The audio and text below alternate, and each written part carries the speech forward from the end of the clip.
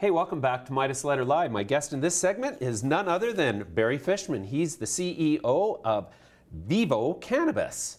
If you don't recognize the name, there's a reason for that. The symbol is VIVO on the TSX Venture. Barry, thanks for joining me again. Nice to be here. Okay, now, Vivo Cannabis is a new company, isn't it? Well, it's pretty new. We just announced it last Friday. Well, that's great. So let me tell you a little bit about the rationale for the change. Okay. We've had a very busy few months. We've changed the team. We've upgraded a lot of our grow technologies. We have expanded Harvest Medicine, our medical clinic. We've rolled out new recreational and medical brands. And we thought it was time to revitalize the company and call it a different name. Abcan didn't mean anything. Vivo means living. It means alive. It's a very positive connotation. So we're excited for the future, and we've renamed the company Abcan with a ticker symbol VIVO. I love the name. I love the name because right away it does suggest and imply life and living, and just something about two V's that close together is exciting. It's positive. It's very positive.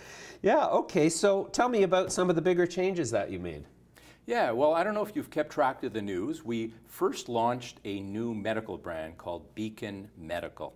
I saw that. And the positioning behind Beacon Medical is a very professional brand.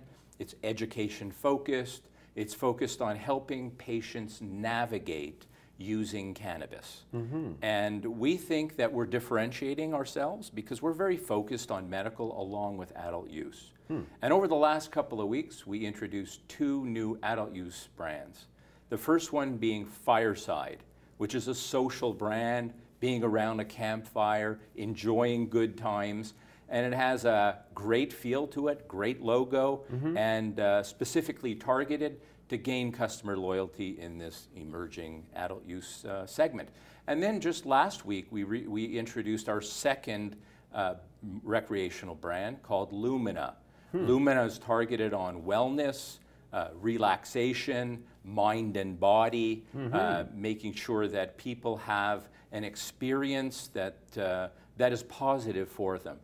So we now have three brands: Beacon Medical, Fireside being our social brand, and Lumina being our wellness brand. So we've got nothing but great feedback from people. They love the names, they love the logos, they love the package design. So super kudos go out to the Vivo Cannabis team for designing something that I think will really resonate with people. Yeah, I love the clarity between each of the sort of silos, the adult use recreational, adult use wellness. Now, is there a connotation that the Lumina brand has more of a CBD sort of complex associated with the product line, and Fireside more of a THC, or is that that's just my imagination at work? Yeah, well, I would say the first thing is we're not launching any dry flower in our Lumina brand. It will be exclusively oils, premium oils, lotions eventually, creams, essential oils, products that would appeal to the health and wellness sector. On our Fireside brand, we'll have a whole spectrum of new products that will cater to the social user. So they're very, very distinctly positioned. And we did a lot of research. We interviewed about 1,500 people in various segments.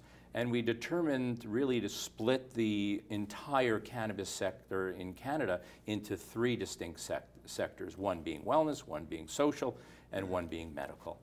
So very clearly differentiated, very clear positioning, and our marketing materials will reflect that as well. Okay. Now, you've also made an acquisition. You acquired Canna Farms in BC. Yeah, we're very excited about that. Canna Farm is an outstanding group of people, privately held BC organization, positive cash flow. Wow. So already great reputation on Facebook and social media, one of the best ratings of all LPs. Oh, okay. So we're very excited, hopefully by the end of the month, to welcome Canna Farms into the Vivo Cannabis family. So really excited about that. Wow, so Canna Farms already has its own patient trap line and distribution channels. Absolutely, yeah. They actually triple our capacity, triple our patient count. Wow. And we're both expanding. Canafarms is expanding their cultivation facilities in Hope, British Columbia, and we're expanding our cultivation facilities in Napanee, Ontario. Okay, Napanee. All right, we'll have to come and visit with the film crew. Absolutely, anytime. You're always welcome. Napanee in August is the best time to go, from what I understand. Now, it's had a really positive effect on the share price. I mean, in contrast to other charts we're seeing in the cannabis sector, which are uniformly drifting lower, you've tacked on 50% in the last weeks. Yeah, there's nothing better than looking at the charts at the end of the day and noticing that your company is on the top of the list as far as increases in that specific day. So we've had a couple of those. We're very excited about it. We're also very excited at the end of the month to integrate Canafarms within the fold, and that will certainly take us to the next level. So very exciting times. The team at both Vivo and Canafarms are extremely excited about it. We think our new brands certainly provide us with a great ability to grow into the future, obtain customer loyalty, and make a mark for ourselves in this really super competitive industry. Sure. Okay, so apart from your medical mail order business, which is still restricted to mail order at this point, how will consumers access or get the Fireside and Lumina products? Yeah, well, we've publicly announced that we have an agreement with the Alberta government. Okay. So we'll be a supplier in Alberta, along with, we're in negotiations with a number of other provinces as well. So we do hope to have very wide distribution across Canada, and it's a starting point from us. As we expand capacity, we will ensure that there's demand to fill that extra capacity. So at the end of the year, we'll have about 12,000 kilos of capacity, quite a nice number. And by 2020, we expect to have 57,000 kilos of capacity combined Vivo and Canafarms, which will make us a great niche competitor.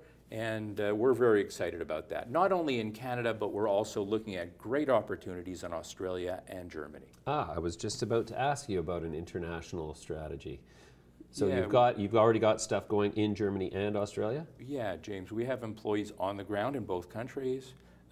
We have a pain study that we're expecting to start in the next few weeks in Australia, so that we will have kind of one patient at a time. It's a slow growth market, Australia, but we believe it has a lot of potential. And then in Germany, we've selected a contract sales organization to help us sell our products. We're awaiting our distribution license anytime now, certainly by the end of the year. And we will participate in the next tender round to become a cultivator for the German market. And Germany is actually a stepping stone for the EU, which is a huge market and a great opportunity for us. Yeah. So tell me, is the progress legislatively throughout the Eurozone, is it moving towards embracing a medical cannabis strategy? Is it moving towards embracing both medical and recreational, or what is the status there and what's the progress? Yeah, so James, at this point in time, we really think that the EU is focused on medical cannabis. Germany's taking the lead. Not too far behind are countries like Italy, Spain. Recently, the UK announced their intention to enhance their market as well. But we believe that the best foothold for us is to establish a solid platform in Germany and then expand from there. So excited about that too. Yeah, no doubt. Okay, great. Well, so then what's sort of the financial condition of the company at this point? Do you have all the capital you're going to need to get to profitability, and when does profitability happen for you on the timeline? Well, we certainly over the last 6 months or so built up a very healthy balance sheet. We have about $130 million. Once we acquire Canafarms, we'll have about $110 million in cash. Not all of that cash is allocated. Partially allocated to our expansion plans as far as growing cultivation. But we certainly have unallocated cash. We're looking for product development partners, we're looking for supply chain partners, we're looking for retail partners. So we've got a lot on the go. The team has never been busier, but also the team has never been more motivated to make a difference in this really exciting medical and recreational cannabis business. Well, great, Barry. What are the main catalysts in 2019 that investors can look forward to that are representative of you delivering on your business plan? I actually think the main catalyst will be execution. We have a great plan, we have a solid vision, we know where we want to go, and I think now the team is ready to execute. And in this business, I think investors need to look for companies that have the ability to execute and a proven track record of execution. So we're priding ourselves on our ability to execute and focus on execution while at the same time building a platform for growth in the future. And that's borne out by the chart. Yeah, so we're looking forward to that. So Great. Thanks. All right, Barry, that's great. We'll leave it there. We'll come back to you again soon. Thank you very much for the update. Thanks, James. Appreciate being here. Thank you.